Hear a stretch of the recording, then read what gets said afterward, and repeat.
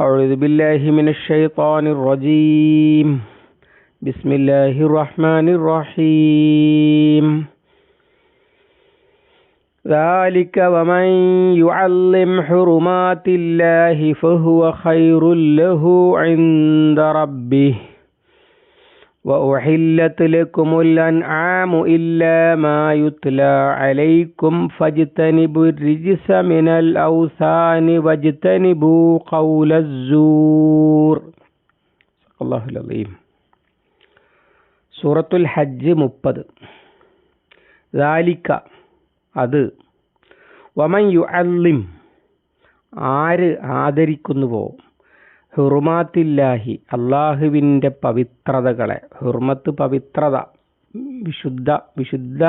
വിശുദ്ധി കൽപ്പിക്കപ്പെടുന്ന സ്ഥലം എന്നർത്ഥം, അല്ലെങ്കിൽ സംഗതി, അല്ലെങ്കിൽ സമയം, എന്നൊക്കെ ഹുർമത്ത് എന്നാണ് പറയുക. ഫഹുവ ഖൈറുല്ലഹു അത് അവന് ഗുണകരമാകുന്നു, ഇന്ദ റബ്ബിഹി അവൻ്റെ റബ്ബിൻ്റെ അടുക്കൽ. വഹില്ലത്തിലേക്കും നിങ്ങൾക്ക് അനുവദിക്കപ്പെട്ടിരിക്കുന്നു അൽഅൻആമു കാലികൾ, ഇല്ലാ മാ യുത്ല അലൈക്കും നിങ്ങൾക്ക് വിവരിക്കപ്പെടുന്നത് ഒഴികെ. തലായത്തുലു ഓതി കേൾപ്പിക്കുക അഥവാ വിശദീകരിച്ചു തരിക അല്ലെങ്കിൽ വിവരിച്ചു തരുന്നത് ഒഴികെ. ഫജ്തനിബു അതിനാൽ നിങ്ങൾ വർജിക്കുവീൻ, അരിജ്സ മാലിന്യത്തെ, മിനൽ ഔസാൻ വിഗ്രഹങ്ങളായിട്ടുള്ള, വജ്തനിബു നിങ്ങൾ വർജിക്കുവീൻ, ഖൗലസ്സൂർ പൊളിവചനവും അല്ലെങ്കിൽ അസത്യവചനവും. ദാലിക എന്നത്, അത് എന്ന് പറഞ്ഞാൽ ഏതാണ്? മുകളിൽ പറഞ്ഞ ഇബ്രാഹിം അലൈഹിസ്സലാമിനോട് അല്ലാഹു തആല കൽപ്പിച്ച കാര്യങ്ങൾ.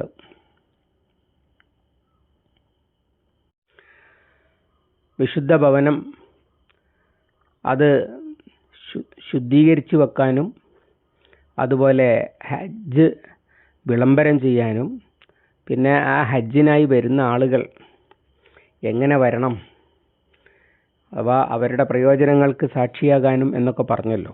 ആ പറഞ്ഞ വർത്തമാനം അതിൻ്റെ യാഥാർത്ഥ്യം എന്താണ്? അതാണ് ഇവിടെ വ്യക്തമാക്കുന്നത്. അത് ഇതാണ്, വമൻ യുഅല്ലിം ഹുറുമാത്തില്ലാഹി ഫഹുവ ഖൈറുൽ ലഹു അള്ളാഹുവിൻ്റെ പവിത്രതകളെ ആര് ആദരിക്കുന്നുവോ അതവന് ഖൈറാണ് ഇൻദ റബ്ബിഹി അവൻ്റെ റബ്ബിൻ്റെ അടുക്കൽ.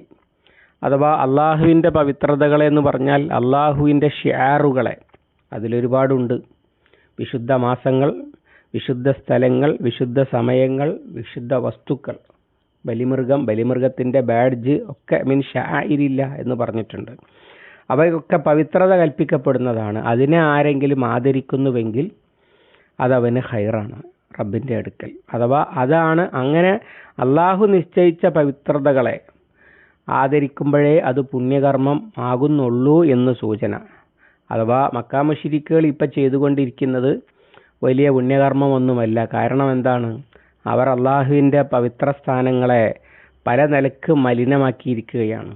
അഥവാ എല്ലാവർക്കുമായി അള്ളാഹു നിശ്ചയിച്ചത് അവരുദ്ദേശിക്കുന്നവർക്ക് മാത്രമായി വെക്കുക, അതുപോലെ അതിൽ വിഗ്രഹങ്ങൾ കയറ്റുക, അനാചാരങ്ങൾ നടത്തുക, അതുപോലെ നഗ്നമായി തവാഫ് ചെയ്യുന്നത് പോലെയുള്ള അങ്ങനെ പല നിലക്കുമുള്ള പവിത്രതകൾ അവർ ലംഘിച്ചിരിക്കുന്നു എന്ന് വ്യംഗ്യമായി സൂചിപ്പിച്ചുകൊണ്ടാണ് ഇത് പറയുന്നത്.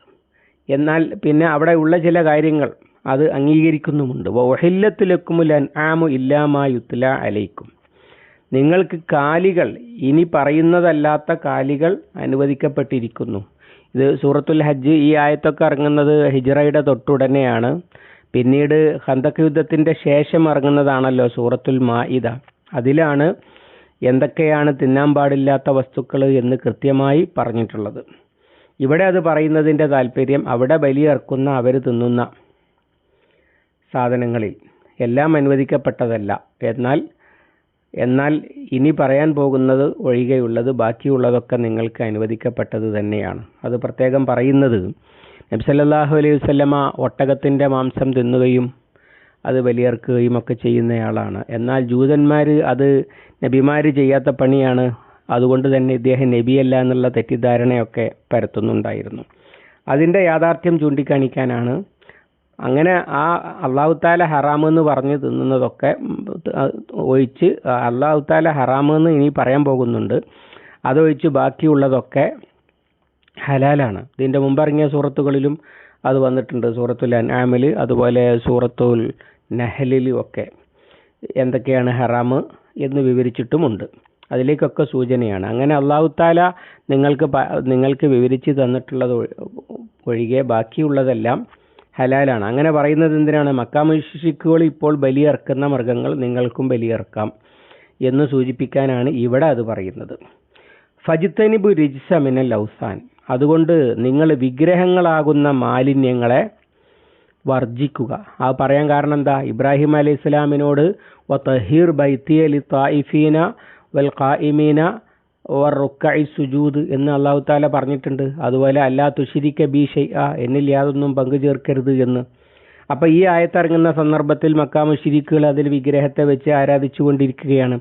അതിനെ നിങ്ങൾ അംഗീകരിച്ചു കൊടുക്കരുത്, നിങ്ങൾക്ക് അത് ഉണ്ടാവരുത്, നിങ്ങളതിനെ ആരാധിക്കുകയോ പൂജിക്കുകയോ ചെയ്യരുത് എന്നാണ് പ്രത്യക്ഷത്തിൽ. അതോടൊപ്പം കഅബ ശുദ്ധീകരിക്കുക എന്ന് പറഞ്ഞ പണി ഇബ്രാഹിം അലൈഹി സ്വലാമിൻ്റെ കാഴ്ചപ്പാടും അള്ളാഹുവിൻ്റെ കൽപ്പനയും അനുസരിച്ച് കഅബ ശുദ്ധീകരിക്കുക എന്നത് നിങ്ങളുടെ അജണ്ടയിൽ ഉണ്ടാകണം എന്ന് സൂചിപ്പിക്കാൻ വേണ്ടിയാണ് ഹിജ്റയുടെ തൊട്ടുടനെ കഅബയിൽ നിന്ന് ബഹിഷ്കരിക്കപ്പെട്ട സഹാബികളെയും റസൂൽ സല്ലല്ലാഹു അലൈഹി വസല്ലമയും മുൻനിർത്തിക്കൊണ്ട് അല്ലാഹു തആല ഇത് പറയുന്നത് എന്ന് മനസ്സിലാക്കാൻ കഴിയും.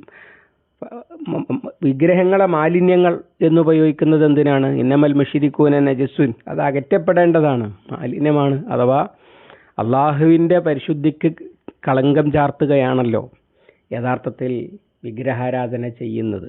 അതുകൊണ്ടാണ് അതിനെ മാലിന്യം എന്ന് വിശേഷിപ്പിച്ചിട്ടുള്ളത്. അതുകൊണ്ടാണ് അതിൽ നിന്ന് ആശയപരമായ മാലിന്യങ്ങളിൽ നിന്നുള്ള ശുദ്ധീകരണം.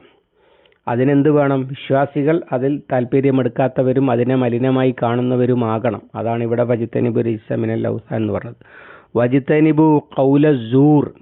ഖൗലു സൂർ എന്നത് സാധാരണഗതിയിൽ പറയുക കള്ളസത്യം, അതിനൊക്കെയാണ്.